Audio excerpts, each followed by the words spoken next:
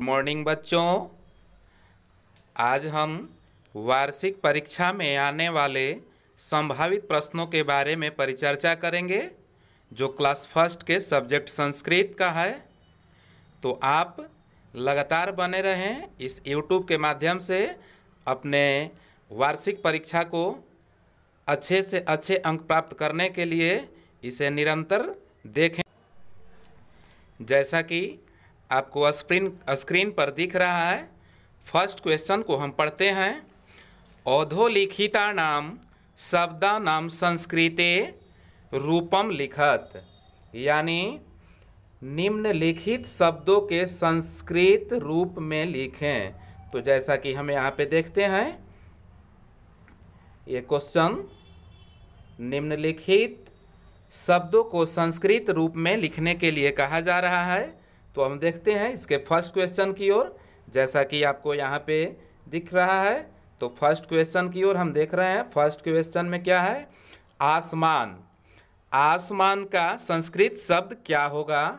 तो हम यहाँ पे देखते हैं कि आसमान का संस्कृत शब्द जो है वो आकाश है, जिसे हम लोग आकाशः कहते हैं।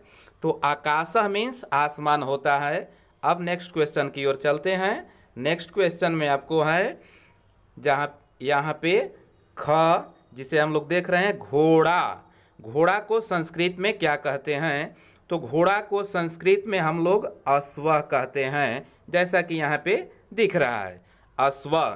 अब ग की ओर चलते हैं। ग का क्वेश्चन यहाँ पे दिख रहा है कि भगवान। भगवान को हम लोग संस्कृत में क्या कहते हैं? जैसा कि यहाँ पे दिख रहा है, भगवान को संस्कृत में हम लोग ईशः कहते हैं। क्या कहते हैं बच्चों? भगवान को संस्कृत में ईशः कहते हैं। अब अगले क्वेश्चन की ओर चलते हैं। अगले क्वेश्चन जो हिरण। हिरण को संस्कृत में हम लोग क्या कहते हैं? तो हिरण को संस्कृत में हम लोग एनः कहते हैं। क्या कहते हैं बच्चों? एनः। हम लोग हिरण को संस्कृत में एनः कहते हैं। अब नेक्स्ट क्वेश्चन की ओर चलते हैं। नेक्स्ट क्वेश्चन जैसा कि यहाँ पे दिख रहा है, तो नेक्स्ट क्वेश्चन की ओर हम चलेंगे। नेक्स्ट क्वेश्चन आपको है सूर्य। सूर्य को हम लोग संस्कृत में क्या कहते हैं? तो जैसा कि आपको यहाँ पे दिख रहा है, सूर्य को हम लोग संस्कृत में अंशुमानः कहते हैं। अंशुमानः मीन्स सूर्य होता है। तो बच्चों, आप नेक्स्ट क्वेश्चन की ओर अब ध्यान देंगे। नेक्स्ट क्वेश्चन जो आपके हैं च नंबर, हाथी। हाथी को हम लोग संस्कृत में क्या कहते हैं? तो हाथी को हम लोग संस्कृत में गजः कहते हैं। क्या कहते हैं बच्चों? गजः कहते हैं। अब नेक्स्ट क्वेश्चन की ओर चलते हैं। नेक्स्ट क्वेश्चन में आपको यहाँ पे दिख रही है, तो आप ध्यान देंगे। नेक्स्ट क्वेश्चन तालाब। तालाब को हम लोग संस्कृत में क्या कहते हैं? तो तालाब को हम लोग संस्कृत में तड़ागः कहते हैं, जैसा कि आपको एरो के निशान के द्वारा दिखाया गया है। तड़ागः मीन्स तालाब होता है। अब नेक्स्ट क्वेश्चन की ओर चलते हैं।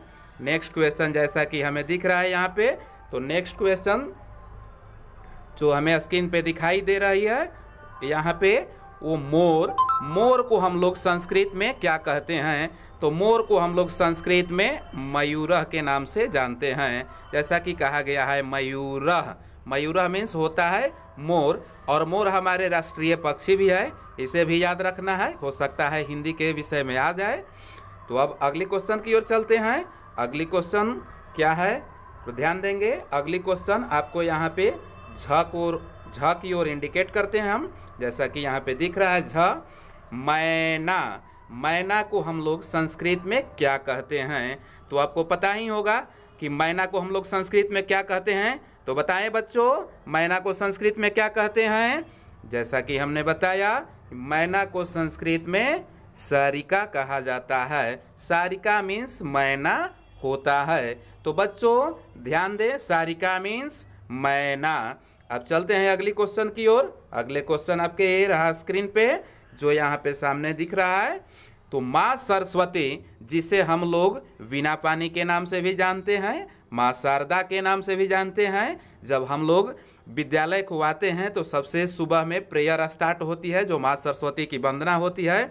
तो माँ सरस्वती को हम लोग संस्कृत में क्या कहते हैं जानेंगे। तो बताएं बच्चों, माँ सरस्वती को संस्कृत में क्या कहते हैं? माँ सरस्वती को हम लोग संस्कृत में शारदा के नाम से जानते हैं। याद रखेंगे बच्चों, माँ सरस्वती को शारदा के नाम से जानते हैं। अब चलेंगे अगले क्वेश्चन की ओर। अगले क्वेश्चन आपको जो यहाँ पे दिख रहा है, अगले क्वेश्चन है चिड़िया। चिड़िया को हम लोग संस्कृत में क्या कहते हैं? तो ध्यान देंगे बच्चों, चिड़िया को हम लोग संस्कृत में चटका कहते हैं। चटका मीन्स चिड़िया होता है। तो ध्यान देंगे बच्चों, याद रखेंगे चिड़िया को क्या कहते हैं संस्कृत में? चटका। याद रखेंगे। अब चलते हैं नेक्स्ट अगले टाइप की क्वेश्चन की ओर। अगले टाइप जैसा कि आपको यहाँ पे दिख रहा है, अगले टाइप की क्वेश्चन है जो अधोलिखिता नाम शब्दा नाम वचनानि लिखत, यानी नीचे लिखे हुए शब्दों के वचन को लिखें। जैसे कि हम जानते हैं कि संस्कृत में वचन 3 होते हैं। संस्कृत में वचन कितने होते हैं बच्चों?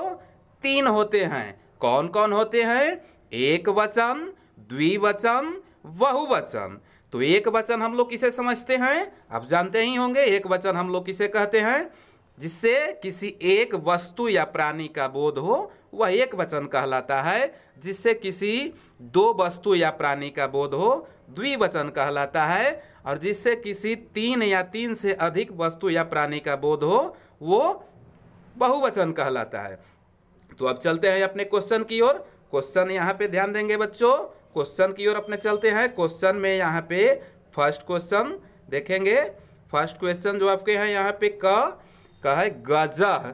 गजह को हम लोग वचन बताएंगे कि वचन क्या है। यानी गजह मीन्स होता है हाथी। तो ये कौन सी वचन का है? एक वचन है या द्विवचन है या बहुवचन है?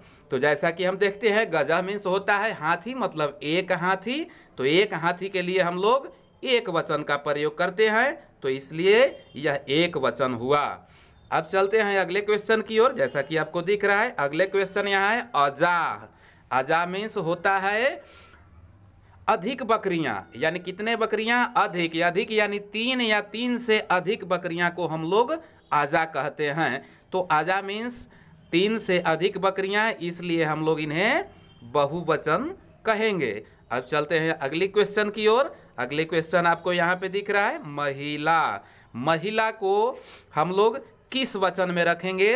तो महिला मतलब होता है एक औरत। तो एक औरत है, तो इसलिए हम लोग इन्हें एक वचन में रखेंगे।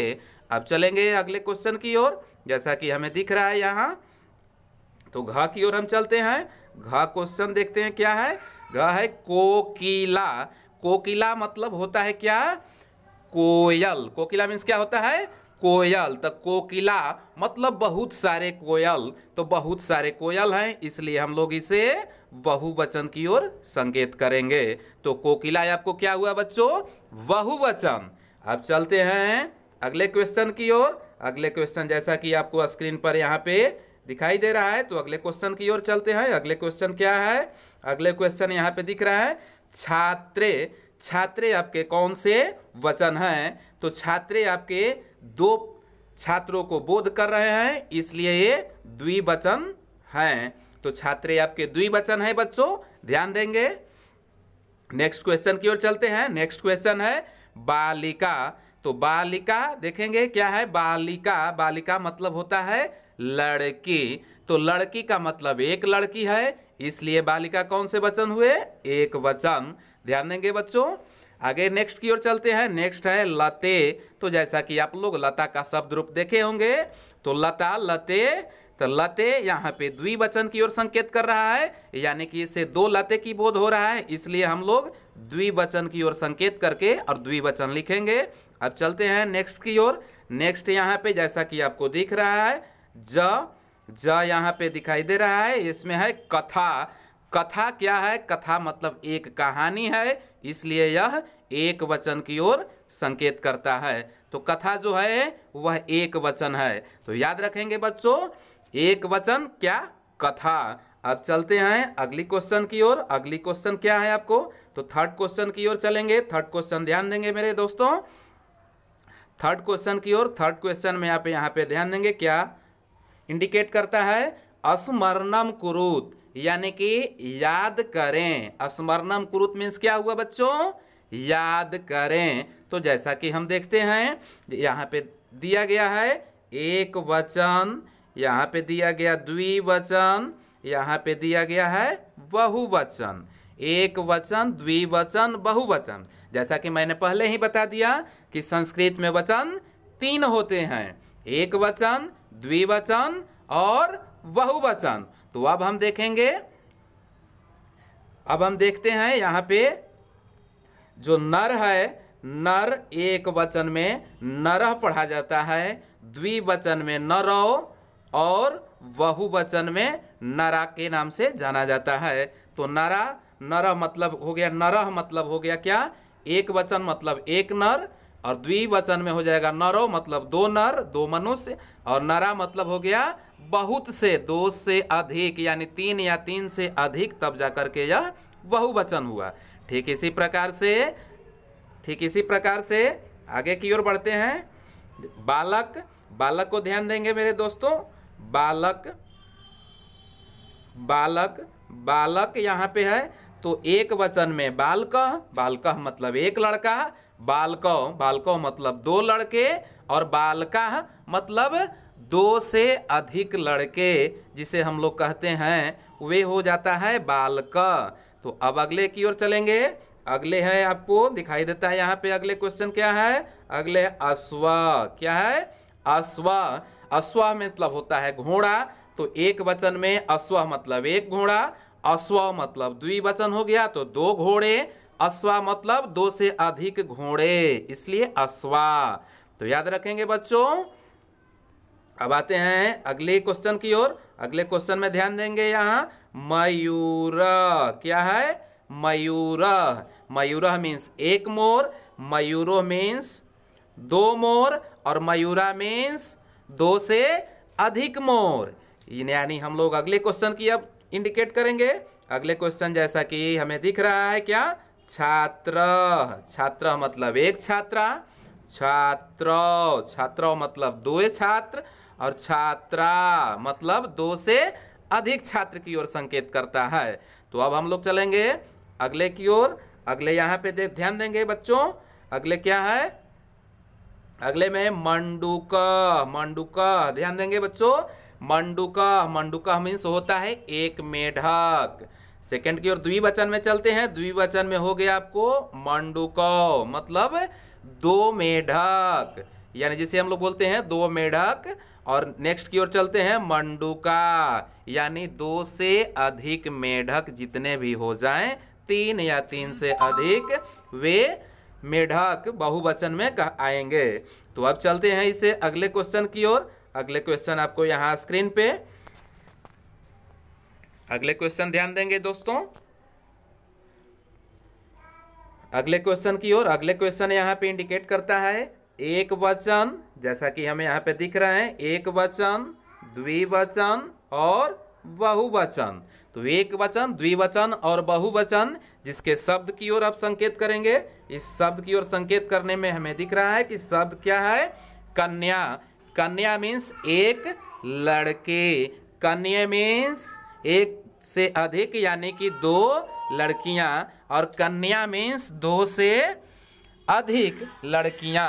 तो इस प्रकार से अब चलेंगे अजा। अजा मीन्स क्या, बकरी, यानी कि एक बकरी। अजय, अजय मीन्स 2 बकरियां। अजा मतलब 2 से अधिक बकरियां। इस प्रकार से माला की ओर संकेत करेंगे। माला, माला मीन्स एक माला, माले, माले मीन्स 2 माले, और माला, माला मीन्स 2 से अधिक माले। इस प्रकार से पत्रम की ओर चलेंगे। तो पत्रम मीन्स एक पते, और पत्रे मतलब क्या हुआ, पत्रे मीन्स 2 पत्ते, और पत्राने मीन्स 2 से अधिक पत्ते। इस प्रकार से चलेंगे। फिर पुष्पम, पुष्पम मीन्स एक पुष्प यानी एक फूल, पुष्पे मतलब 2 फूल यानी कि 2 पुष्प, और पुष्पानी यानी कि 2 से अधिक पुष्प या 2 से अधिक फूल। इस प्रकार से आगे की ओर बढ़ेंगे, ध्यान देंगे आगे की ओर, नेक्स्ट क्वेश्चन की ओर। नेक्स्ट में है यहाँ पे कमलम, कमलम मीन्स एक कमल, और कमले मीन्स दो कमल, और कमलाने मतलब दो से अधिक कमल। इस प्रकार से अगले क्वेश्चन की ओर चलेंगे। फलम, फलम मीन्स एक फल, उसके बाद फले, फले मीन्स दो फल, और फलाने मीन्स दो से अधिक फल। यानी उसके नेक्स्ट में चलेंगे। मित्रम, मित्रम मीन्स एक मित्र, मित्रो मतलब दो मित्र, और मित्राने मीन्स दो से अधिक मित्र। इस प्रकार से हम याद रखेंगे। नेक्स्ट क्वेश्चन की ओर चलते हैं। नेक्स्ट क्वेश्चन ध्यान देंगे दोस्तों। नेक्स्ट क्वेश्चन की ओर आपको एक बार इंडिकेट कर देते हैं ताकि आपको ध्यान आ जाए। इंडिकेट करते हैं नेक्स्ट क्वेश्चन की ओर। नेक्स्ट क्वेश्चन है 4th नंबर क्वेश्चन कि निम्नलिखित श्लोकों को याद करें। यानी ये जो नीचे लिखे हुए श्लोक हैं, इस श्लोक को हमें याद करना है। ये संभावित श्लोक दिए गए हैं, यानी एग्जाम में आने वाले उम्मीद के परे है, इसलिए इसे आप याद करने की कोशिश करें। तो ध्यान देंगे। प्रिय वाक्य प्रादानेन सर्वे तुष्यन्ति जंतवः। ध्यान देंगे दोस्तों। प्रिय, जैसा कि हम आपको यहाँ पे इंडिकेट करते हैं कि प्रिय वाक्य प्रादानेन सर्वे तुष्यन्ति जंतवः, यानी प्रिय वचन बोलने से सभी प्राणी संतुष्ट होते हैं। प्रिय वचन बोलने से सभी प्राणी संतुष्ट होते हैं। उसके आगे है कि तस्मात् तदेव वक्तव्यम वचने का दरिद्रता। बोल रहा है कि इसलिए क्या करा है, इसलिए वैसे प्रिय वचन ही बोलना चाहिए। कैसे बोलना चाहिए? वैसा प्रिय वचन बोलना चाहिए जैसा किसी भी व्यक्ति को तकलीफ ना हो। ऐसे बोलने में कैसी आपको दरिद्रता होगी, यानी ऐसे बोलने में आप कमी क्यों करते हैं। तो इस श्लोक को ध्यानपूर्वक से याद करेंगे। अब चलते हैं नेक्स्ट श्लोक की ओर। नेक्स्ट श्लोक आपको यहाँ स्क्रीन पे, विद्या ददाति विनयम विनयात याति पात्रताम। यानी इसका अर्थ यहाँ पे दिख रहा है आपको कि विद्या विनय देती है। विद्या ददाति विनयम, यानी विद्या क्या देती है? विनय देती है। और विनयात याति पात्रताम, यानी कि विनय से हमें क्या मिलता है? योग्यता प्राप्त होती है। विनय से क्या होता है? योग्यता प्राप्त होता है। और पत्रवाद धन मापनोति धनाद धर्मस्ततः सुखम, यानी योग्यता से हमें धन प्राप्त होता है, और धन से क्या होता है? धन से धर्म, और उससे हमें सुख की अनुभूति होती है। तो इस प्रकार सेकेंड आपका श्लोक समाप्त हुआ। अब चलते हैं थर्ड श्लोक की ओर। थर्ड श्लोक आप यहाँ पे ध्यान देंगे, यानी कि तीसरी श्लोक की ओर इंडिकेट करते हैं। अभिवादनशीलस्य नित्य वृद्धोपसेविनः चत्वारि तस्य वर्धन्ते आयुर्विद्या यशोबलम। यानी अभिवादनशीलस्य, यानी अभिवादनशीलस्य का मतलब हुआ कि प्रतिदिन नमस्कार करने वाले आदतों से या प्रतिदिन के अभिवादनशील से नित्य वृद्धोपसेविनः, और वृद्धों की प्रतिदिन की सेवा करने से क्या होगी कि चत्वारि तस्य वर्धन्ते आयुर्विद्या यशोबलम। 4 चीज ये लगातार बढ़ते हैं।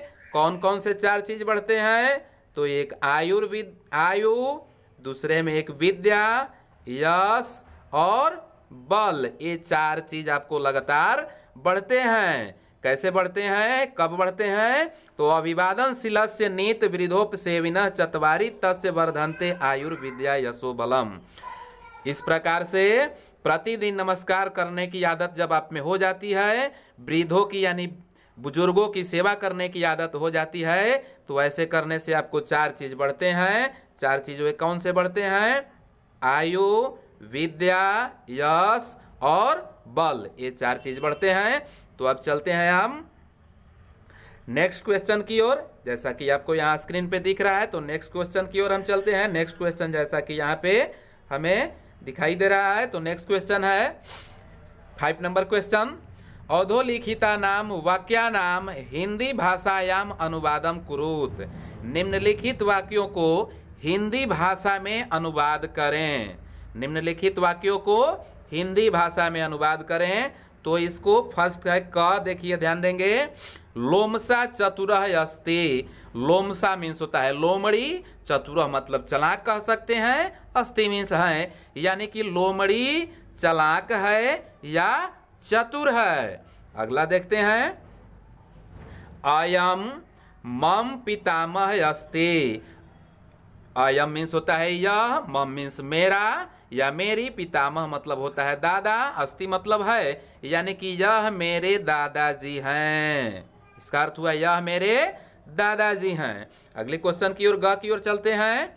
रजकः वस्त्राणि क्षाल्यति, यानी कि धोबी वस्त्र को धोता है। रजकः मीन्स धोबी, वस्त्राणि मतलब वस्त्र, क्षाल्यति मतलब धोता है, वस्त्र को धोता है। घ की ओर चलते हैं। एषः कुंभकारः अस्ति। एषः मीन्स होता है यह, कुंभकारः मीन्स कुम्हार, अस्ति मीन्स है, तो यह कुम्हार है। अगले क्वेश्चन की ओर चलते हैं। अगले क्वेश्चन है अंग, जैसा कि आपको स्क्रीन पर दिखाया जा रहा है। तो जनकः किम करोति। जनकः मीन्स होता है पिता और किम मीन्स क्या, करोति मतलब करते हैं, तो पिता क्या करते हैं। इस प्रकार से अगली क्वेश्चन की ओर हम चलेंगे, ध्यान देंगे। अगले क्वेश्चन क्या है, अगले क्वेश्चन की ओर संकेत करते हैं। जैसा कि यहाँ पे अगले क्वेश्चन आपको 6 नंबर क्वेश्चन की ओर संकेत करते हैं। देखते हैं 6 नंबर क्वेश्चन क्या है। 6 नंबर क्वेश्चन की ओर संकेत करेंगे। संस्कृत भाषा में वचन कितने होते हैं, तो ध्यान देंगे। संस्कृत भाषा में वचन कितने होते हैं, जैसा कि आपको इंडिकेट करते हुए हम बताना चाहते हैं आप सभी को कि संस्कृत भाषा में वचन कितने होते हैं, 3 होते हैं। संस्कृत भाषा में कितने वचन होते हैं, 3 होते हैं। कौन कौन होते हैं, तो फर्स्ट आपका होता है एक वचन, दूसरा होता है द्विवचन और तीसरा होता है बहुवचन। यहाँ पे बहुवचन की ओर संकेत करेंगे।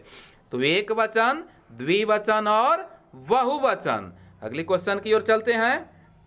अगले क्वेश्चन आपको यहाँ पे अगले क्वेश्चन है एक वचन, द्विवचन और बहुवचन की परिभाषा लिखें। यानी एक वचन, द्विवचन और बहुवचन की परिभाषा को हमें बताना है।